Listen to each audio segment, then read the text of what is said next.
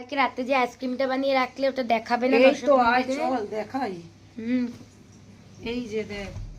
হ্যাঁ, তো বন্ধুরা তোমাদের বলেই দিয়েছিলাম যে 6-7 ঘন্টার জন্য ফ্রিজে রাখছি। তো এখন চলো বার করে নেবো। 6-7 ঘন্টা হয়ে গেছে। এবার এটাকে তোমাদের দেখাচ্ছি। এই দেখো, দেখেছো কি সুন্দর জমেছে, খালি দেখো। তো দেখো খোসাটা আমি সুন্দর করে বটি দিয়ে ছাড়িয়ে নিয়েছি, স্টেনার দিয়ে পারলাম না, মারাত্মক ঠান্ডা হয়ে গেছে, হাত দিয়ে ধরতেই পারছি না। এইভাবে গোল গোল করে কেটে নেব। বন্ধুরা কাটা হয়ে গেছে আমার ম্যাঙ্গো কুলফি। তো দেখলে হবে বন্ধুরা, বাড়িতেও বানিয়ে খেতে হবে।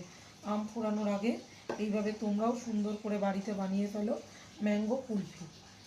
তো বন্ধুরা আমার এই ম্যাঙ্গো কুলফি তোমাদের কেমন লাগলো অবশ্যই কমেন্ট বক্সে কমেন্ট করে জানিও। আর মেয়ে তো তোমাদেরকে খেয়ে দেখাবেই যে এটা কেমন খেতে হয়েছে।